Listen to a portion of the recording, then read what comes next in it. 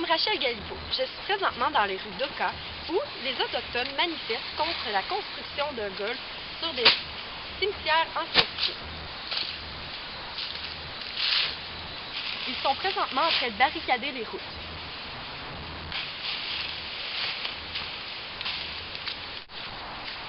Pourquoi tout ce soulèvement alors qu'on vient de retirer la loi sur les Indiens, qu'on vient de vous donner le droit de vote et qu'on vous considère comme citoyen à part entière?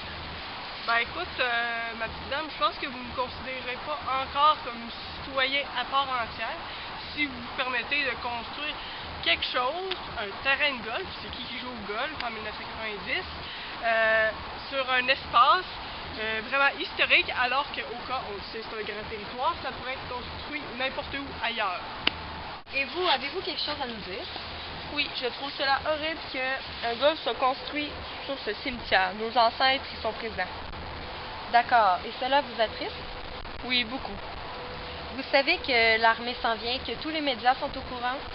Oui, nous cherchons beaucoup à attirer l'attention sur notre cause. Et pourquoi? Eh bien, parce que nous voulons défendre nos intérêts. Et puis, construire un golf sur ce cimetière serait horrible pour nous. En tant que citoyenne d'Oka, comment vivez-vous cette crise?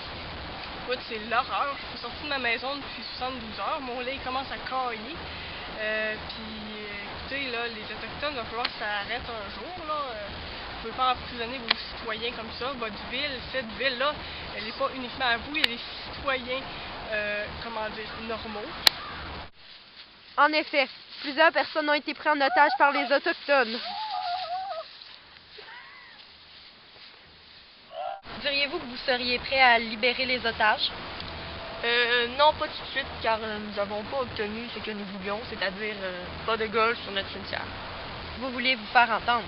Oui, exactement. C'est pour ça que nous avons attiré l'attention des médias ici, en barrant des routes et en saccageant tout sur notre passage. Voudriez-vous m'expliquer pourquoi la loi constitutionnelle ne fait pas votre affaire alors qu'on vous donne plus de droits et on vous accorde plus de liberté que vous n'en aviez auparavant? Vous dites qu'on est considérés comme des citoyens à part entière, mais j'aimerais vous rappeler qu'en 1873, pardonnez-moi, on était considérés comme des personnes mineures, qu'on n'avait aucune influence. Et aujourd'hui, en pleine crise d'Oka, c'est exactement comme ça que nous nous sentons. On n'est pas capable de faire valoir nos droits. Puis ça, je me sens exactement comme si on nous perculait de plus de 100 ans en arrière. Alors, ce qu'on a besoin, c'est d'un pas en avant. Et pas qu'en 1975, c'était assez d'avoir une compensation en l'échange de barrages hydroélectriques construits sur la baie James, un de vos territoires. Nous sommes satisfaits de cette compensation, mais maintenant, nous voulons plus de respect encore. Nous ne voulons pas qu'il y ait de golf sur notre cimetière. C'est pour nous quelque chose de très important, c'est historique. Et puis, c'est ça, là. Merci.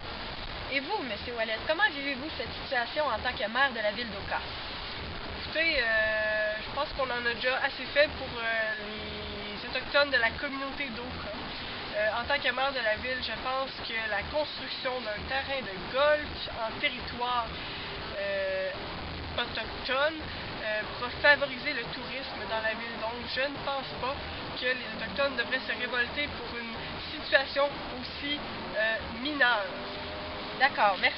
Nous ne savons pas quand cette crise prendra fin, mais les autorités semblent contrôler la situation. C'était Rachel Galipo à l'antenne de CIMT.